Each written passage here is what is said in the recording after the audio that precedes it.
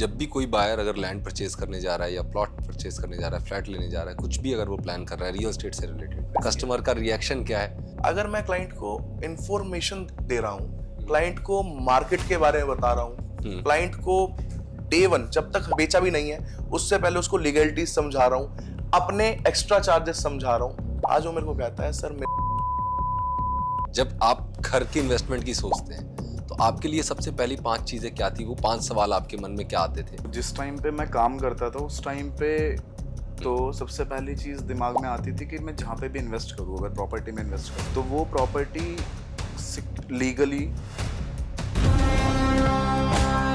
Free hold में rural area के according electricity आएगी, मतलब हो सकता है सेक्टर में 24 घंटे आ रही है और यहाँ 18 घंटे आ रही है। होता है सर। आप नोएडा एक्सटेंशन में ही जाइए सर, वहां मान लेते हैं लाइट की सप्लाई 22 घंटे है, उससे 6 किलोमीटर आप आगे चले जाइए, गांव आते हैं, वहां पर वो 18 घंटे लाइट है। वो आज भी गांव है सर। नमस्कार मेरे जी न्यूज के दर्शकों, आज हमारे साथ हैं गौरव गुप्ता और प्रिंस धारीवाल, जो कि फाउंडर हैं और डायरेक्टर हैं नव भारत निवास प्राइवेट लिमिटेड के। आइए आज जानते हैं किस तरह से रियल एस्टेट में इन्वेस्टमेंट करके अपनी जमा पूंजी को एक सही जगह इन्वेस्ट करके एक किराएदार से एक मकान मालिक तक का सफर तय किया जा सकता है। मैं चाहूंगा प्रिंस धारीवाल सर से वो अपने बारे में बताएं और नव भारत निवास प्राइवेट लिमिटेड के बारे में बताएं। नमस्कार, जैसा आपने बताया मेरा नाम प्रिंस धारीवाल है जी। मैं फाउंडर हूँ नव भारत निवास प्राइवेट लिमिटेड का। ये कंपनी शुरू करने के रीजंस बहुत सारे हैं, जो सारे रीजंस इसी मार्केट से ही मिले हैं कि जो क्लाइंट्स फेस करते हैं, जो प्रॉब्लम्स उनको आती है, जिस तरह उनके साथ मिस कम्युनिकेशन की वजह से कह लो, या एक झूठे कमिटमेंट की वजह से कह लो, या एक जो क्लाइंट चीटेड फील करने लगता है बीच में, उन सब रीजंस की वजह से नव भारत निवास आई मार्केट में। और आज हम उन्हीं चीज़ों पे काम कर रहे हैं कि जो क्लाइंट मोस्टली हर जगह से फेस करता है, कई बार प्लॉट ले लेता है, वो एग्रीकल्चर लैंड होती है, कंस्ट्रक्शन नहीं कर सकता है, कई बार उस लैंड पे उसको म्यूटेशन नहीं मिलती है, कई बार उसको एग्रीकल्चर ज़मीन रेजिडेंशियल कह के बेच दी जाती है, नोटिफाइड लैंड बेच दी जाती है जहाँ वो फ्यूचर में उसकी लैंड पे डिस्प्यूट आना ही आना है। तो ये सारे रीजंस थे जिनकी वजह से नव भारत निवास हमने शुरू किया, और आज हम इन्हीं चीज़ों पर काम कर रहे हैं कि मार्केट में ट्रस्ट को बिल्ड कर सके कि हाँ, सारे बिल्डर्स या सारे डेवलपर चैनल पार्टनर्स एक ही तरीके से काम नहीं करते हैं, कुछ इस तरह भी काम करते हैं कि वो जो उन्होंने कमिटमेंट दी है, जो टाइमलाइन उन्होंने दी है आपको पोजीशन की, जो चीज़ें वो बता रहे हैं कि पोजीशन पर क्या क्या मिलेगा, वो ऑन टाइम ऑन कमिटमेंट वो चीज़ें करते हैं। सो जो आपका विजन था that was trust and customer centric approach, जिसके लिए आपने नव भारत निवास प्राइवेट लिमिटेड स्टार्ट किया, राइट? यस। गौरव सर, मैं आपसे जानना चाहता हूँ आपका क्या विजन था? जैसे कि आपने बता दिया, मेरा नाम गौरव गुप्ता है एंड द डायरेक्टर ऑफ नव भारत निवास। जिस टाइम पे कंपनी शुरू करी थी उस टाइम पे मैं जो अपने पास एक्सपीरियंस था मेरे पास, वो रियल एस्टेट का बिल्कुल नहीं था। तो बट मेरा एक एम था लाइफ में कि मैं एक कंपनी स्टार्ट करूं या फिर अपना एक बिजनेस स्टार्ट करूं। सो प्रिंस ने मुझसे पूछा था कि हम स्टार्ट करते हैं एक रियल एस्टेट की कंपनी। तो उसने मेरे को समझाया भी कैसे मेरा कंट्रीब्यूशन इसमें अच्छा हो सकता है, या फिर मेरा कंट्रीब्यूशन से कैसे ये कंपनी थोड़ी सी बड़ी बन सकती है। तो उसी वजह से मैं नव भारत में जुड़ा, और हम दोनों का एम स्टार्टिंग से यही है कि इस कंपनी को बड़ा बनाना। मेरा एक और सवाल है सर, ये कंपनी एक रियल एस्टेट की कंपनी कैसे बनती है? सर, सबसे पहले तो रियल स्टेट कंपनी शुरू करने के लिए आपको एक कैपिटल चाहिए। सबसे सबसे पहली चीज़ आपको वही चाहिए, क्योंकि अगर आपने मन में कुछ है या आपको लगता है कि मुझे लोगों तक ये चीज़ पहुंचानी है या उन्हें ये प्रॉब्लम का सॉल्यूशन देना है, तो सब रियल स्टेट में करने के लिए आपको एक प्रोजेक्ट चाहिए। सबसे पहले उस प्रोजेक्ट को जैसे ही आप एक कैपिटल आपके पास हो जाती है, उसके बाद आपकी मार्केट में रिसर्च लगती है। कई बार 1 साल 2 साल लग सकता है उस रिसर्च में, क्योंकि सिर्फ लैंड ढूंढ के एक अच्छे प्राइस ऑफ पॉइंट पर लैंड को नहीं लाया जा सकता, प्लॉट्स नहीं लाए जा सकते, या विलास या कोई कम्युनिटी नहीं बनाई जा सकती। आपकी उसमें रिसर्च लगती है कि कल को वहां पर गवर्नमेंट के क्या प्लान है उस टाउन को लेकर, उस जगह को लेकर, वहां पर कितने फुट का हाईवे बनने वाला है, कितने फुट चौड़ी रोड है, कल को यहाँ स्कूल कहाँ पर बन रहे हैं, मेडिकल फैसिलिटीज क्या क्या है, एम्प्लॉयमेंट कैसे जनरेट हो रहा है, आसपास क्या क्या इंडस्ट्रीज आने वाली है। तो ये सब एक रिसर्च होती है। उसके बाद कहीं जाकर आप एक प्रोजेक्ट फाइनल करते हो, उसके बाद आती है लीगलिटी। उस लीगलिटीज में आपका बहुत सारा टाइम जाता है, अप्रूवल्स जरूरी है। अप्रूवल्स भी मैं बोलूँ तो हमारे आसपास या हमारे जो टीयर 2 टीयर 3 सिटीज है, इनमें अप्रूवल्स के नाम पर लोगों ने ना बड़ा अलग सी चीजें बनाई हुई है। जैसे एक छोटे से गांव या टाउन में जमीन खरीदी जहां पर कोई भी डेवलपमेंट हो रही है या होने वाली है, ठीक है, उसके बाद वहीं के लोकल प्रधान से उन्होंने लैंड का कन्वर्जन करा लिया, एग्रीकल्चर लैंड का। उसमें प्रॉब्लम क्या आती है कि कभी भी क्लाइंट को, जैसे अगर मैं सिर्फ राजस्थान की बात करूं, तो राजस्थान में बहुत बिल्डर काम कर रहे हैं, जहां हम कर रहे हैं वहां भी और हमारे अलावा भी। तो अपने क्लाइंटों को एक बहुत बड़ा झूठ आप कह सकते हैं बोलते हैं कि 1000 गज से नीचे की म्यूटेशन नहीं होती है, जबकि ऐसा कुछ भी नहीं है। अगर आपकी लैंड 100% लीगल है, अथॉरिटी से अप्रूव्ड है, तो आप म्यूटेशन करा सकते हैं। ये म्यूटेशन क्या होता है? म्यूटेशन सर आप कह सकते हैं जिसको हिंदी में दाखिल खारिज बोला जाता है। दाखिल खारिज। जी, इसमें क्या होता है, आपने अपनी लैंड की रजिस्ट्री कराई, ओनरशिप आपके नाम पर आ गई, उसके बाद फ्यूचर में मान लेते हैं आज से 50 साल बाद गवर्नमेंट उस जगह पर कुछ प्लान कर रही है, कोई मेगा सिटी प्लान कर रही है, कोई एक्सप्रेसवे प्लान कर रही है, तो ऑफ कोर्स वो आपकी जमीन को एक्वायर करेगी। डेफिनेटली। अब वो एक्वायर करेगी तो म्यूटेशन जिसके नाम पर होगी, मुआवजा उसके नाम पर रिलीज होगा हमेशा। अच्छा। तो ये एक बहुत बड़ी चीज है जो क्लाइंट्स अक्सर भूल जाते हैं। जैसे आप कह सकते हैं बैंक का लोन आपने लिया, और उस लोन को जब आप क्लोज कर देते हो उसके बाद एनओसी बहुत जरूरी है लेनी। आपने क्लियर कर दिया, जीरो आपके स्टेटमेंट में दिख रहा है अमाउंट, फिर भी आप एनओसी लेना बहुत जरूरी समझते हैं। Same as mutation. म्यूटेशन आपकी वो चीज है कि ऑनलाइन आपका जो खाता या खसरा कह सकते हैं आप, एक लैंड का होता है, उसको जैसे ही आप ऑनलाइन डालेंगे उस खसरे को, तो उस लैंड पर, उस प्लॉट पर आपकी ओनरशिप दिखेगी वहां से। रियल स्टेट का नाम सुनते ही गौरव सर, हम अगर नोएडा की बात करें, मुंबई की बात करें, दुबई की बात करें, 2 करोड़, 3 करोड़, 5 करोड़, मात्र 5 करोड़ में प्लॉट, सी फेसिंग फ्लैट लीजिए दुबई में, तो मात्र जब लग जाता है 5 करोड़ के आगे, तो ये तो सीमा तो नॉर्मल मिडिल क्लास की बजट साइज के बियॉन्ड चली जाती है, काफी ज्यादा मतलब। तो आप किस तरह से रियल स्टेट, आपकी टारगेट ऑडियंस क्या है, आप किन लोगों के लिए ये प्रोडक्ट्स लेके आए, उनके लिए जिनको 5 करोड़ में इन्वेस्ट करना है? सर हमारा क्या है, हमारे पास दोनों तरीके के, हम इवन तरीके नहीं, मैं कहूंगा हमारे पास हर क्लाइंट के लिए एक प्रोजेक्ट है। हम आज उस कैटेगरी में भी काम कर रहे हैं जहां क्लाइंट सिर्फ 3 लाख रुपए से अपनी इन्वेस्टमेंट कर सकता है। 3 लाख से रियल स्टेट में यस इन्वेस्टमेंट? सर, और वो भी फ्लैट नहीं, सिर्फ प्लॉट। प्लॉट लैंड की मैं बात कर मतलब रहा हूँ, 3 लाख अपार्टमेंट। रुपए में आपको अपनी जमीन मिल सकती है? अपनी जमीन 100% लीगल, रजिस्ट्री म्यूटेशन के साथ, on road. On road? Yes sir. तो बट वो आज एक इन्वेस्टमेंट है। उसके बाद मेरे पास वो प्रोजेक्ट भी है जिसमें एक मिडिल क्लास आदमी अपने लिए आज रहने के लिए घर बना सकता है, उत्तर प्रदेश शामली के अंदर, civil lines area, district court के साथ में। वहां पर मैं आप आज क्लाइंट 20 लाख रुपए का 100 गज का प्लॉट ले सकता है। और मेरे पास उस तरह के, हमारे पास नवभारत निवास के अंदर उस तरह का लग्जरी प्रोजेक्ट भी है जहां इन्वेस्टर कोई हाई रेंटल यील्ड के लिए, आज आप समझिए लोग दुबई क्यों जा रहे हैं। हाँ, दुबई आज बहुत डेवलप हो चुका है, लेकिन इंडिया ग्रोथ फेस में है। डेफिनेटली। सेकंड, मैं मानता हूं नो डाउट दुबई बहुत बेहतर है, बट फ्रीडम ऑफ स्पीच भी कोई चीज होती है जो मुझे लगता है पर्सनली दुबई में नहीं मिलेगी किसी क्लाइंट को। और इंडियंस जो क्रिटिसाइज करना इतना अच्छा लगता है जिनको, उनके लिए दुबई मेरे को नहीं लगता उनके लिए वो चीज है। तो उस तरीके का रेंटल हमारे पास मसूरी, जैसे मसूरी के अंदर में प्रोजेक्ट है, मसूरी लाइट जैसे प्रोजेक्ट है, जिसमें क्लाइंट वही रेंटल मैच कर सकता है 12 से 14%। इवन अगर क्लाइंट हमसे, ये तो हमारा मिनिमम गारंटी रेंटल है, क्लाइंट खुद भी एयरबीएनबी पे भी लिस्ट करे अपना प्रोडक्ट, अपना विला, तो मंथली 30% 35% तक का रेंटल उठा सकते हैं। तो अगर सिर्फ मैं इसीलिए बोल रहा हूं ये चीज कि डिपेंड करता है, क्लाइंट अफोर्डेबिलिटी पे ज्यादा काम करना चाहता है। रियल स्टेट जिस तरह आपने बताया, लोगों को 3 लाख से लेके 3 करोड़ तक की प्रॉपर्टीज के ऑप्शंस हैं, हर तरह के ऑप्शंस हैं। एक सही जो मासेस की ऑडियंस है, जो ज़्यादातर लोग हैं सैलरीड एम्प्लॉयज़ होते हैं, उनके लिए एक सही इन्वेस्टमेंट क्या होती है? वो किस समय इन्वेस्ट करें? जब उनके पास 10 लाख, 15 लाख, 5 लाख रुपए की सेविंग्स है, 1 लाख, 2 लाख की जब हमारे पास सेविंग होती है, तो वो पैसा हम लोग रियल स्टेट में इन्वेस्ट कर सकते हैं? बिल्कुल कर सकते हैं सर। मेरा मानना ये है सर, रियल स्टेट से अच्छी इन्वेस्टमेंट अभी तक तो बनी नहीं है। आप चाहे गोल्ड ले लो, आप स्टॉक्स ले लो, आप किसी और तरीके की कोई इन्वेस्टमेंट ले लो, कोई बॉन्ड्स ले लो, रियल स्टेट से बेहतर सेफ और अच्छी अप्रिशिएशन वाली कोई भी इन्वेस्टमेंट नहीं बनी है। अब वो डिपेंड करता है आपकी इन्वेस्टमेंट के पीछे आपका मोटिव क्या है। अगर आप मेरी इस तरह समझिए, अगर आप आज, मैं रेंट पर रहता हूं आज, तो मेरी इन्वेस्टमेंट का पहला मोटिव है कि मुझे अपने घर में शिफ्ट होना है, वो एक अलग मोटिव है। फिर आपको देखना पड़ेगा कि यार आज मैं यहाँ जॉब कर रहा हूँ, मेरी फैमिली यहाँ सेटल्ड है, तो ऑफ कोर्स मुझे अपना पहला घर लेना है, तो मुझे यहीं आसपास लेना होगा जहां से मैं अपना ऑफिस कर पाऊँ, मेरे बच्चे स्कूल जा पाए।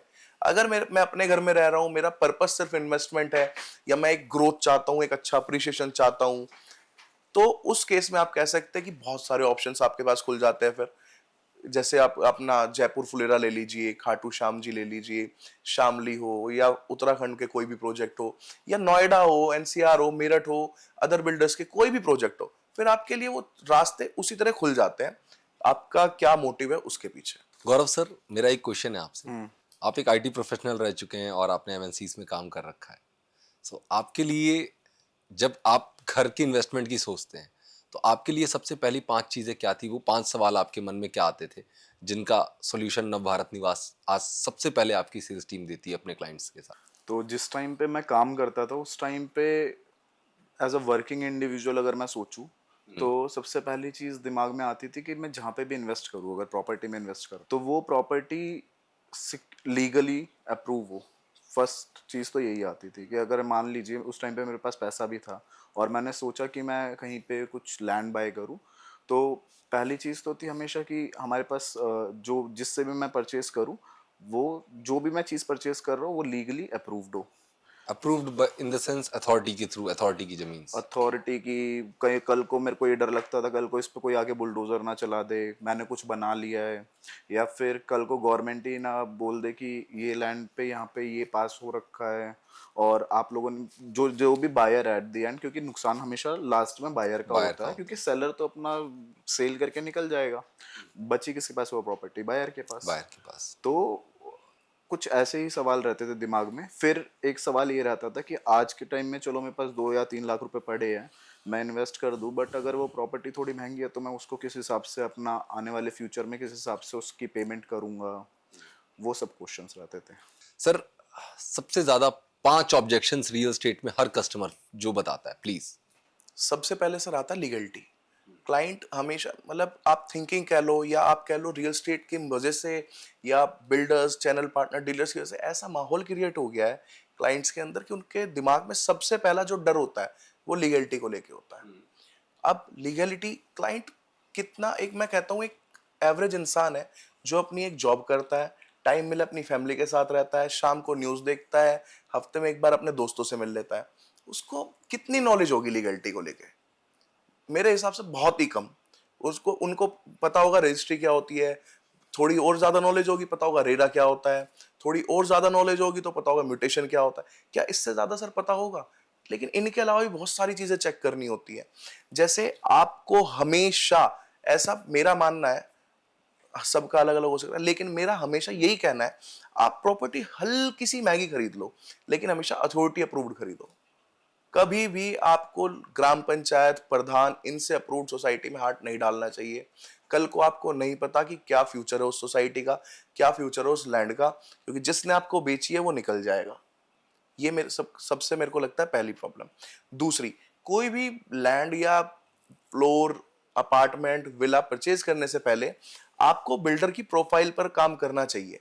आप जब उससे प्रॉपर्टी खरीद रहे हो, आप अपनी सालों की सेविंग उसको दे रहे हो, या अगर लोन करा रहे हो तो आने वाले साल दे रहे हो उसको अपने। तो अगर आप इतने साल उसको दे रहे हो बदले में, एक दिन की रिसर्च मुझे लगता है आपको उस बिल्डर की प्रोफाइल पर करनी चाहिए। उसके पास प्रोजेक्ट्स पे घूमना चाहिए आपको, जो वो डिलीवर कर चुका है वहां जाना चाहिए आपको, वहां क्लाइंट्स के फीडबैक लेने चाहिए आपको। तीसरा, इन दोनों के बाद तीसरा मुझे लगता है आपको बिल्डर की डिजिटल प्रोफाइल भी देखनी चाहिए।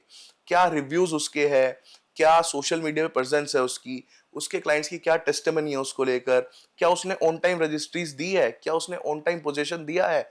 ये सारी चीजें उस हाउस बायर को 100% चेक करनी चाहिए। मतलब जब भी कोई बायर अगर लैंड परचेज करने जा रहा है या प्लॉट परचेज करने जा रहा है, फ्लैट लेने जा रहा है, कुछ भी अगर वो प्लान कर रहा है रियल एस्टेट से रिलेटेड, तो एज एन अवेयर कस्टमर उसको जाके डिजिटल प्रोफाइल, एग्जिस्टिंग प्रोजेक्ट्स, जो प्रोजेक्ट चल रहे हैं उनकी डिलीवरी किस तरह से हुई है और कस्टमर का सर्विस क्या है, कस्टमर का रिएक्शन क्या है, तो बायर को अपने आप कॉन्फिडेंस होगा। बिल्कुल सर, मेरा मानना ये है सर, हम भी इसी तरह काम करते हैं।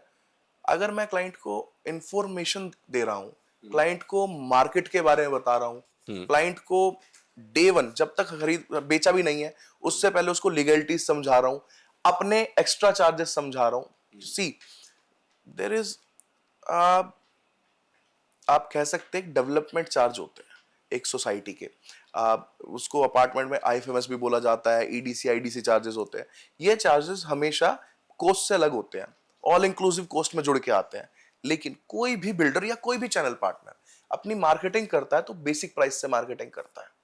लाइक बेसिक प्राइस अगर मेरी प्रॉपर्टी का 49 लाख है तो मैं 49 लाख से मार्केटिंग करूं, और यही 99% कर रहे हैं builders. Starting from 99 lakh, 49 lakh sorry, या 49 लाख या 5 लाख जो बिल्कुल, लिखा बिल्कुल, रहता है, हाँ। उसके ऊपर हिडन चार्जेस होते हैं। बिल्कुल। क्लाइंट सर इस हिडन चार्ज से भी तो डरता है। वो बायर जिसने, मैं एग्जांपल के लिए अपनी प्रॉपर्टी के लिए बात कर लेता हूं।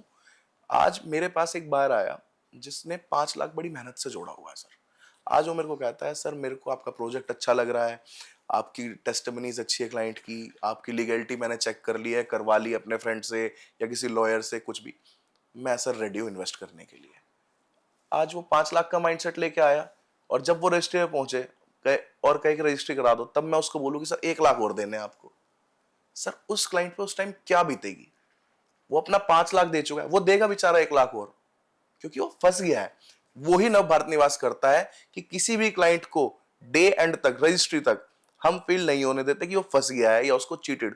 मतलब कोई हिडन चार्जेस नहीं है, zero hidden charges sir. Day one registration से पहले हम उसको पहले अपने सारी पॉलिसीज, सारे टर्म्स और सारे चार्जेस समझाते हैं, उसके बाद ही हम उस क्लाइंट से साथ आगे बढ़ते हैं, रजिस्ट्रेशन कराते हैं।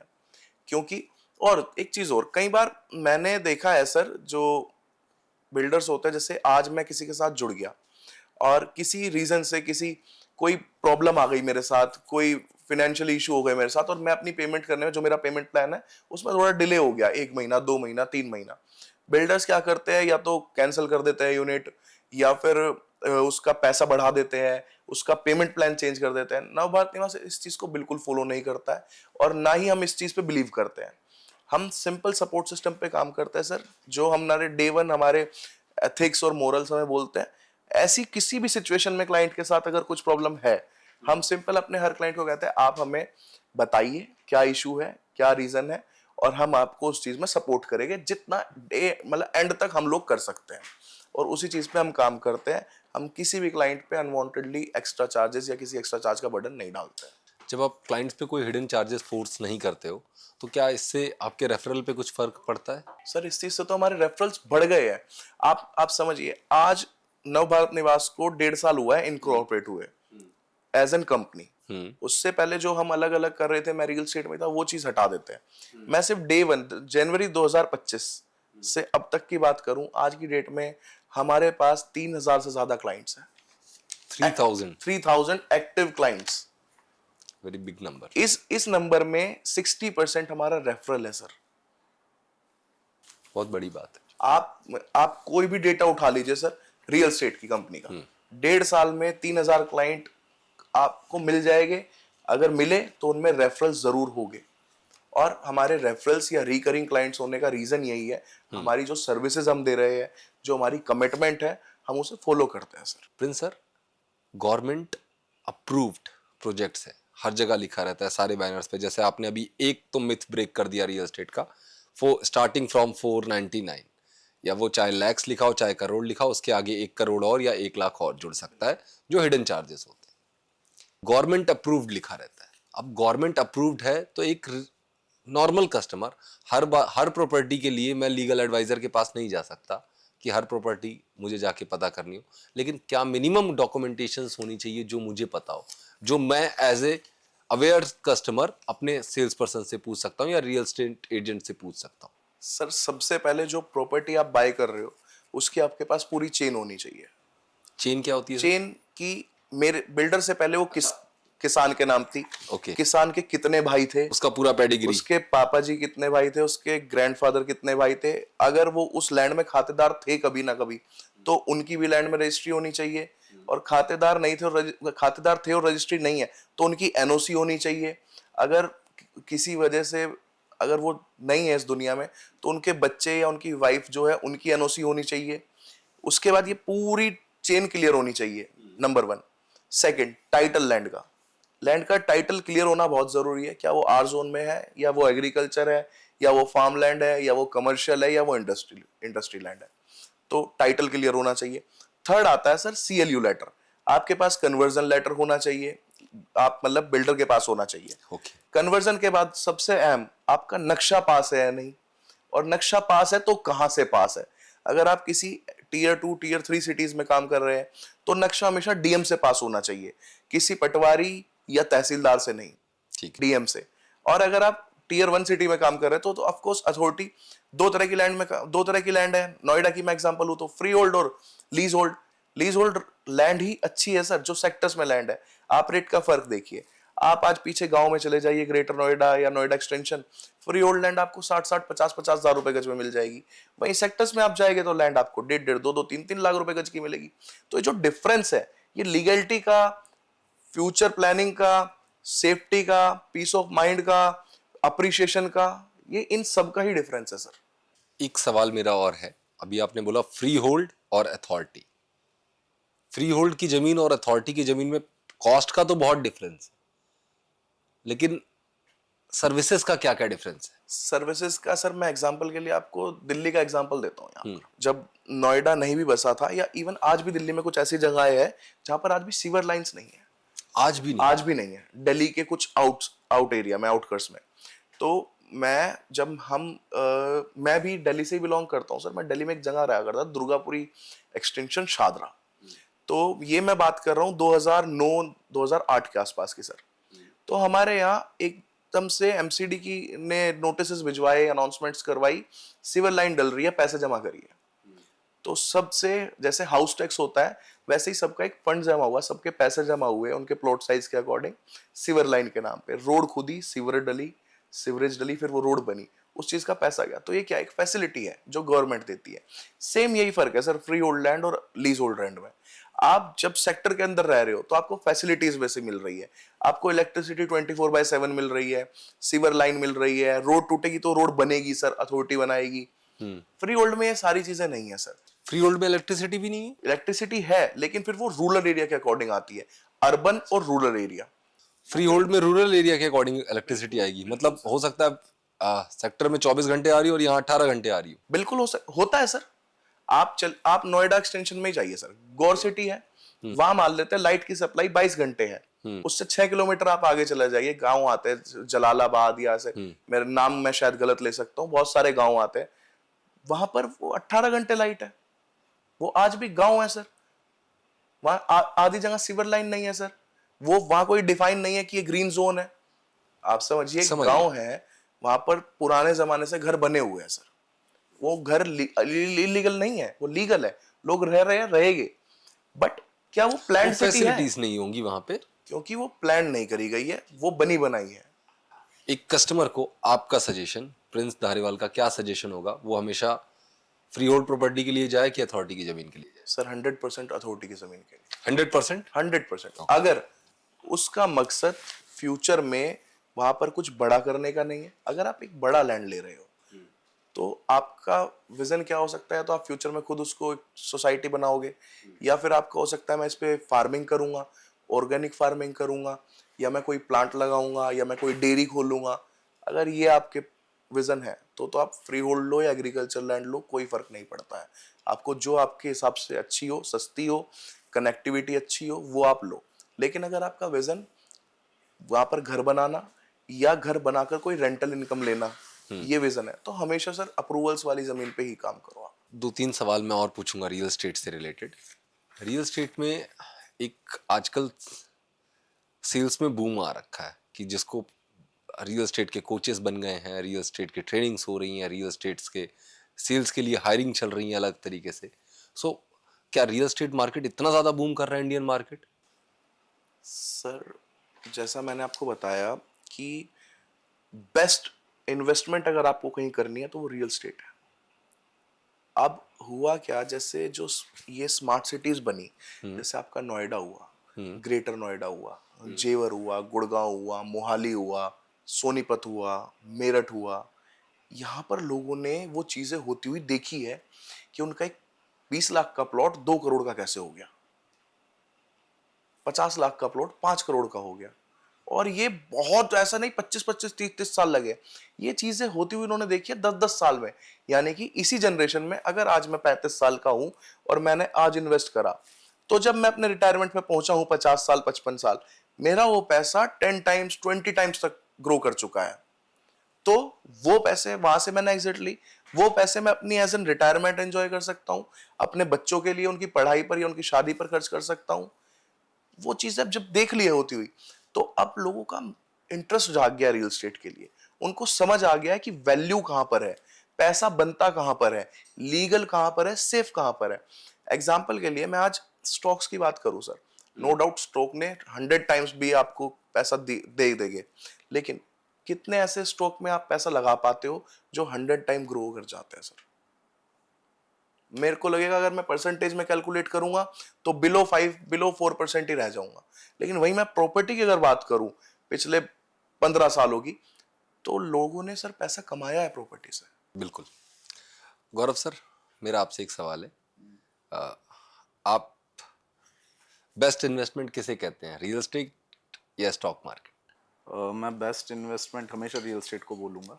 हमेशा? हाँ जी, क्योंकि यही एक सेक्टर है जिसमें आपने कोई वैल्यू लगाई है और अगर सही तरीके से लगाई है तो वो कभी डेप्रिशिएट नहीं होगी, वो हमेशा हमेशा अप्रिशिएट होगी या फिर सेम लेवल पे रहेगी। सेम लेवल पे रहने का रीज़न सिर्फ एक होगा कि डेवलपमेंट नहीं हुई है, और अगर चीज़ें प्लान्ड है और उसी अकॉर्डिंग सब चीज़ें चल रही है, जो प्लान सिटी अगर किस गवर्नमेंट ने करी है और उसी के अकॉर्डिंग डेवलपमेंट चल रही है, तो उसमें हमेशा अप्रिसिएशन आएगा। तो यही एक एसेट है जहाँ पे कभी भी आपको एक डेप्रिसिएशन देखने को नहीं मिलता, तो इस वजह से मैं रियल एस्टेट को। मैं एक और सवाल है सेम, मैंने इसमें स्टॉक मार्केट इसलिए आपसे पूछा था कि इंडियन माइंडसेट इन्वेस्टमेंट माइंडसेट होता है कि हम थोड़ा थोड़ा पैसा भी, अगर हमारे पास 10 रुपये भी है तो हम 5 रुपये की चीज़ खरीदेंगे, 5 रुपये बचाने की कोशिश करते हैं। और स्टॉक मार्केट में हम छोटा छोटा इन्वेस्टमेंट करके कुछ बड़ा 2 साल 3 साल 5 साल में अपने लिए बिल्ड कर सकते हैं। तो क्या रियल एस्टेट में भी ऐसा कुछ हो सकता है कि हम छोटा छोटा इन्वेस्टमेंट करके कुछ बड़ा बिल्ड कर पाए? बिल्कुल हो सकता है सर। सॉरी गौरव जी, तो कैसे हो सकता है आप समझिए। आप आज चाहे सैचुरेटेड मार्केट ले लीजिए, ये दिल्ली एनसीआर, यहाँ पर भी आप क्या कर सकते हैं, आप कुछ परचेज करें और होम लोन सर इतना इजी आज के डेट में मिलना, बहुत ही कम इंटरेस्ट रेट पे होम लोन मिल जाते हैं, बहुत ही इजीली मिल जाते हैं। तो आपने एक पेमेंट डाउन पेमेंट करी और बाकी लोन करा लिया, उस लोन के साथ साथ आपकी प्रॉपर्टी खुद की हो गई, आपको कोई रेंट नहीं देना। वहां पर रेट बढ़ेगा तो आपकी प्रॉपर्टी के रेट बढ़े। दूसरा, अगर टीयर 2 टीयर 3 सिटी जहां हम काम कर रहे हैं वहां पर आ जाए, तो वहां पर अगर लोन नहीं ले पा रहे हो आप, या आपकी प्रोफाइल उतनी वीक है कि लोन नहीं मिलेगा, तो हमने पेमेंट प्लान्स बनाए हुए सर, 3-3 साल के पेमेंट प्लान है।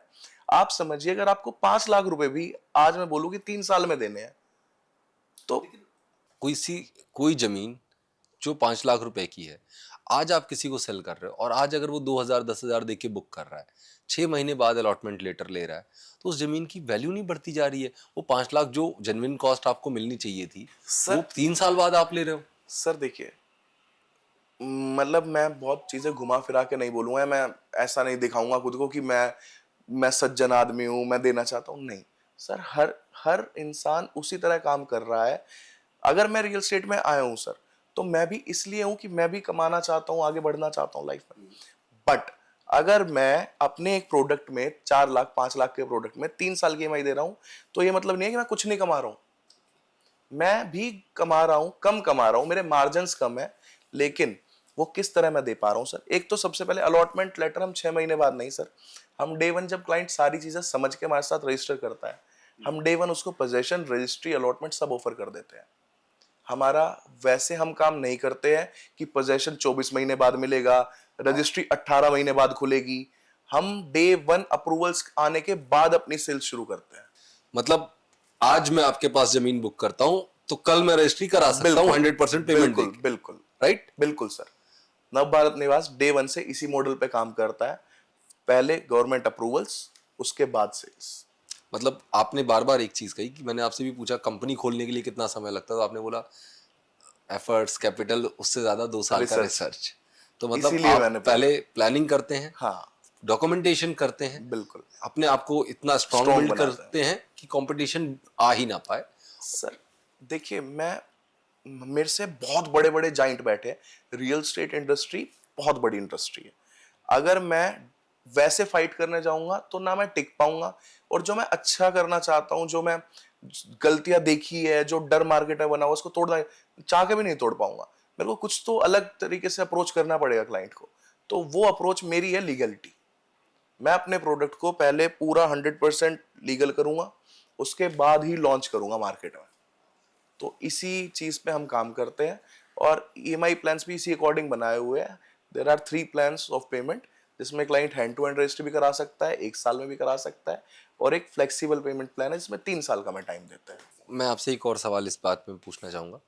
जैसे ज़्यादातर होता है सर, हर बार हर किसी का पॉकेट साइज अलग अलग होता है, लेकिन हर किसी को सेम सिटी का लाइफस्टाइल नहीं चाहिए। मुझे नहीं रहना दिल्ली में, मैं नहीं चाहता मैं मुंबई रहूँ, मुझे नहीं चाहिए मुझे दुबई रहना, मैं जयपुर रहना चाहता हूँ, मैं खाटू श्याम जी के पास रहना चाहता हूँ, मैं पहाड़ों में नैनीताल के पास रहना चाहता हूँ, मुझे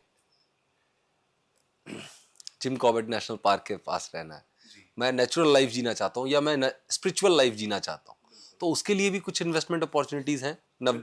बिल्कुल सर, हमारे पास 2 हमारे लग्जरी सेगमेंट के प्रोजेक्ट है उत्तराखंड के अंदर। एक जो जिम कॉर्बेट नेशनल पार्क में है, जिम एंड होम्स रिजॉर्ट के नाम से, ऑपरेशनल रिजॉर्ट, जहाँ पर हमारे कॉटेजेस, विला, प्लॉट, सारी चीजें हैं। उसके अलावा मसूरी लाइट के प्रोजेक्ट है हमारा एक, कैंपटी फॉल के जस्ट सामने।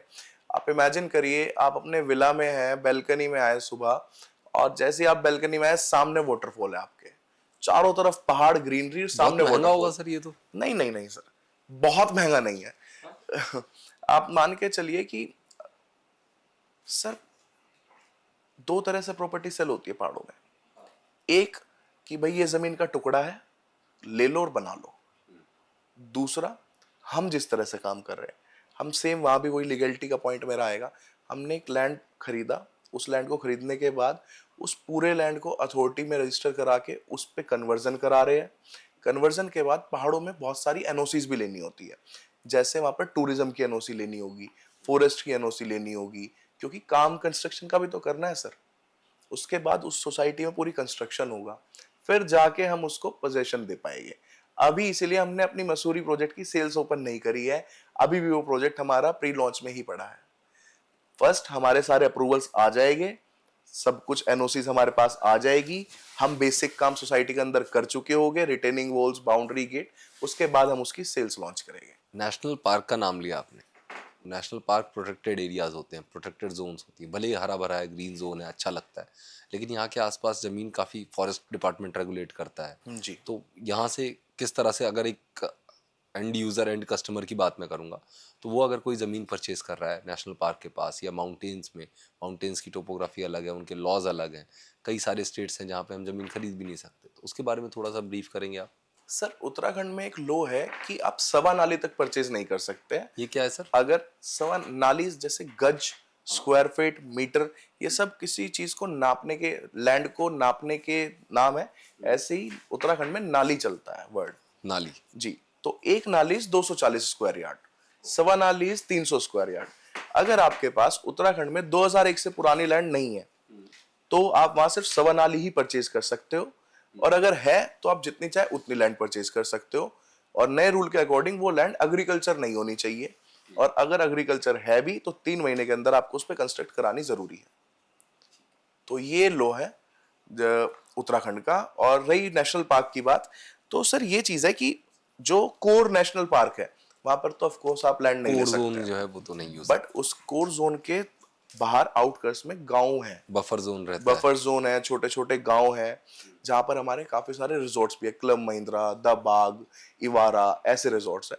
तो ऐसी जगह पर अगर लैंड है और वो अप्रूव्ड है अगेन, तो आप वहां पर ले सकते हैं, जहाँ कंप्लीट इलेक्ट्रिक फेंसिंग वगैरह आपकी करी हुई हो, जहाँ पर आपके लोगों का रहन सहन हो, ताकि रात को आप पे कोई जानवर अटैक ना कर सके। तो मतलब ये भी एक थ्रिल है कि आप नेशनल पार्क के बीच में जाके रह रहे हो। सर लोग इस चीज के लिए 25-25 हजार पर नाइट पे करते हैं। हाँ, आई नो दैट वो दे आर वेरी एक्सपेंसिव। बिल्कुल, तो वो एक फील हम अपने क्लाइंट को दे पाए और बहुत ही कम बजट में, वही हमारा प्रयास है सर। अभी अभी हमारा कोई ऐसा काम, ऐसी चीज पे फोकस नहीं है कि हम अपने मार्जिन्स पे काम करना है या हमें तो भैया पैसा कमाना है, लूटना है। अभी नवभारत निवास किसी भी चीज पे नहीं है और ना ही कभी आएगा। ठीक है, कुल मिला के इस पॉडकास्ट में हमने यही बातें की कि एक एंड कस्टमर्स को गवर्नमेंट रेगुलेशंस पता होने चाहिए, गवर्नमेंट डॉक्यूमेंटेशन पता होनी चाहिए। जिस बिल्डर के साथ वो प्रॉपर्टी में इन्वेस्ट करना चाहता है या जो ज़मीन वो परचेज करने वाला है, जो फ्लैट वो लेने वाला है, उस बिल्डर की ब्रांडिंग, उस बिल्डर की प्रोफाइल, उस बिल्डर के रिव्यूज़, उस बिल्डर के कस्टमर्स और प्रीवियस प्रोजेक्ट्स को उसे देखना चाहिए। पुनीत सर ने ये सजेस्ट किया और गौरव सर का एक बहुत शानदार सजेशन था। गौरव सर ने हमेशा कहा जब भी आप इन्वेस्ट करो तो ये लॉन्ग टर्म इन्वेस्टमेंट के हिसाब से आप देखो। अगर आज नोएडा में आप 1 करोड़ की प्रॉपर्टी नहीं ले सकते तो you can buy property of 10 lakhs। Jaipur में देखिए, बिल्कुल, मेरठ में देखिए, इंदौर में देखिए, बिल्कुल। किसी भी आप tier 2 tier 2 cities, tier 3 cities, tier 2 tier 3 cities में आप पॉकेट फ्रेंडली, जो आपके म्यूचुअल फंड का बजट है या 30%, हाँ, जो आपके म्यूचुअल फंड का जो पोर्टफोलियो है, उस पोर्टफोलियो से आज आप एक जमीन के मालिक हो सकते हैं, एक जमींदार हो सकते हैं। बिल्कुल। सो ये सपना नवभारत निवास प्राइवेट लिमिटेड पूरा कर रहा है लोगों का। हम Thank you so कोशिश much, कर sir। रहे हैं सर, और आप जैसे लोग हैं जो हमारे जर्नी के बारे में जानते रहते हैं, तो ये अच्छी चीज़ है, क्योंकि जो हम जितने इस चीज़ पर डिस्कशन कर रहे हैं, एट द एंड हम इन चीज़ों से अवेयरनेस ला रहे हैं और इस इंडस्ट्री में अवेयरनेस की ज़रूरत बहुत ज़्यादा है। तो उसी जहाँ चीज़ पे पे सर ग्लैमर होता है ना, वहाँ पे कहीं ना कहीं चीज़ें बीच में गैप क्रिएट हो जाता है। सो हम कोशिश यही करते हैं कि हमारे दर्शकों तक वो चीज़ें जो सच है, और आप जैसे जब फाउंडर्स या डायरेक्टर्स जब बात करते हैं तो उनके शब्दों में बहुत वजन होता है। आपके पास 10 साल 15 साल का एक्सपीरियंस है अपनी इंडस्ट्री का, जो एक्सपीरियंस एग्जैक्टली रिफ्लेक्ट हो रहा है।